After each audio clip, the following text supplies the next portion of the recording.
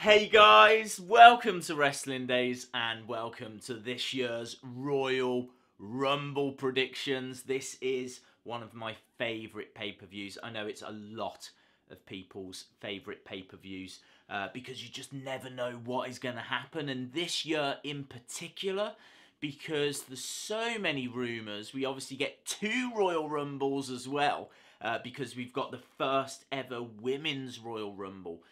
We're going to get to all of that, but actually there's a bit of breaking news which is quite interesting because they've announced the matches that are going to be on the pre-show.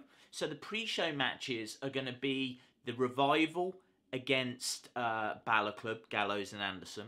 I'd imagine the Revival will win that because Balor Club destroyed them on Raw. As well as that, there's a Cruiserweight tag match, which no one cares about. But Bobby Roode will defend the United States Championship in an open challenge. I'm wondering if Dolph Ziggler is going to answer that challenge. A lot of people are thinking that he's going to win the Royal Rumble. But there's every chance that, he just comes back and goes, I never lost that title. And then it leads towards Bobby Roode versus Dolph Ziggler match. Because it seems a bit of a stretch to think that WWE are now, after all this time, going to invest in Dolph Ziggler and push him up to that main event level. They haven't really done it before. Like, years and years and years ago they had him as like World Heavyweight Champion.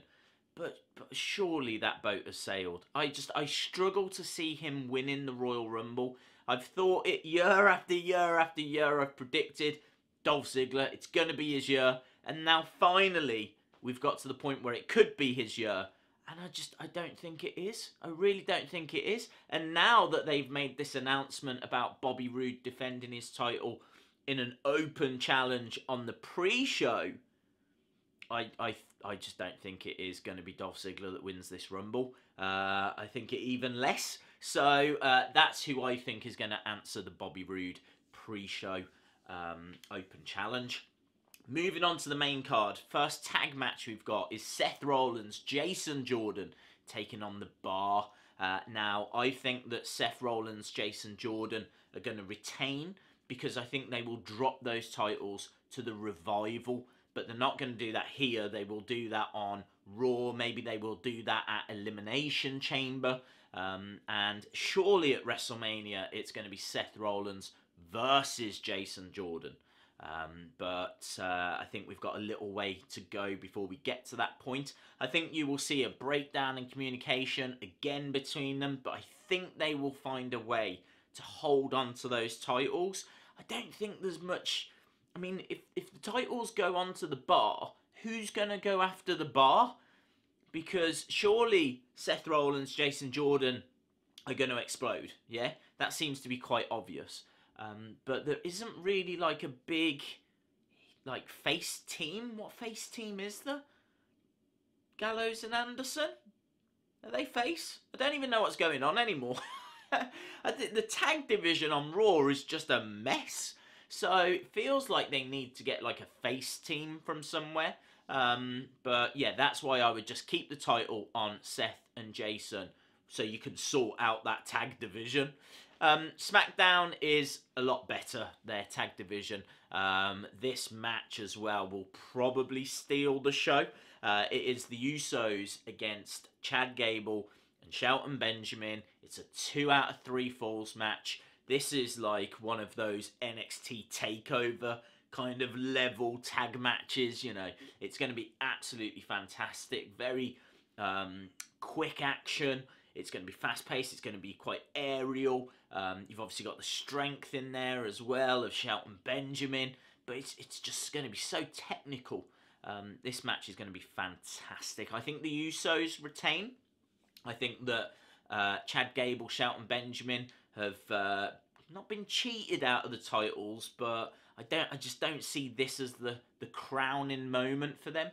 Plus, I think the Usos are just doing a fantastic job. I really would not take the titles off them at this stage. Next, we've got the WWE title match, and if you want to talk about a mess, let's talk about this, because I still don't understand what is going on. You've got AJ Styles versus Kevin Owens and Sami Zayn. So there's a lot of talk about co-champions. If they beat, I don't understand. If they pin AJ Styles, do they both become champions? Because that just sounds awful, and it sounds like a mess, and it sounds like a road that I wouldn't want us to go down. I don't care how they do it, but AJ Styles just needs to retain. I'm sure this match is going to be fun. I'm sure it's going to be, you know, I mean, like, AJ Styles is in it, so it's going to be, like, technically sound.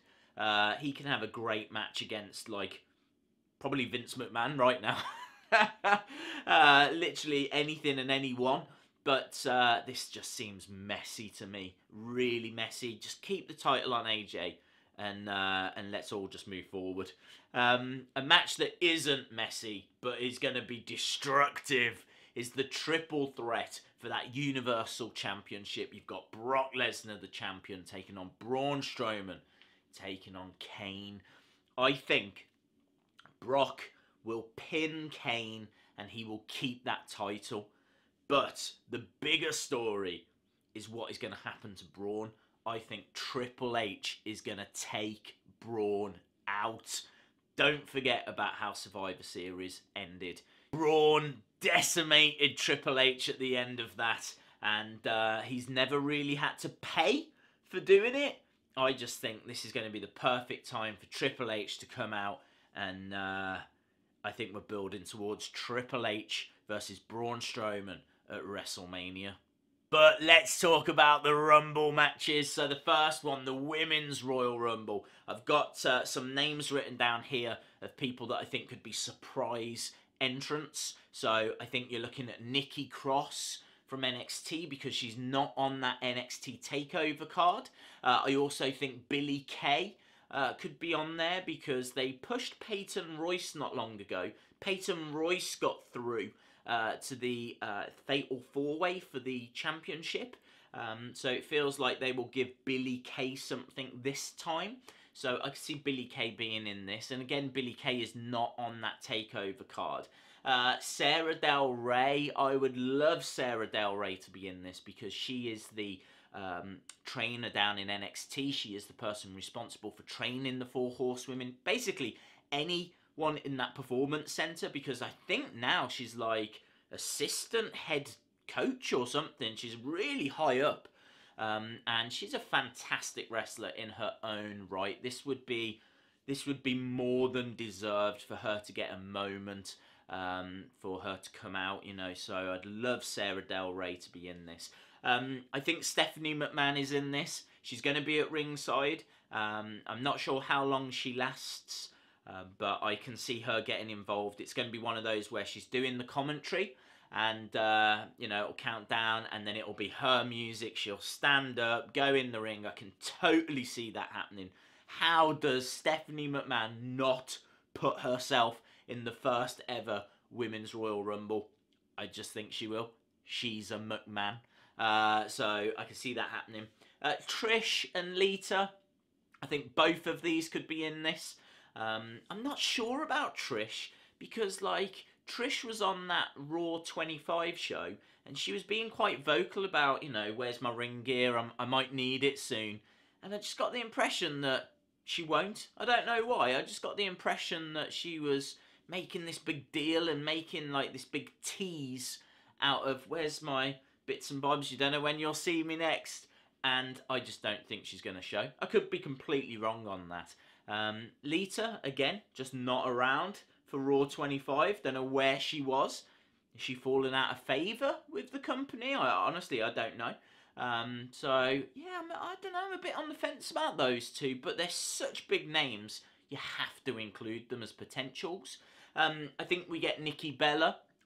She obviously seems to be in good shape. And I don't think she would want to miss this. But that brings me to the biggest surprise of all, and that is Ronda Rousey. Ronda Rousey will win the Women's Royal Rumble, in my opinion. I think that it is going to be just for media coverage. I think that it will bring a lot of eyes onto Raw. And also, they're not going to pay her loads of money to have her appear loads of times before WrestleMania.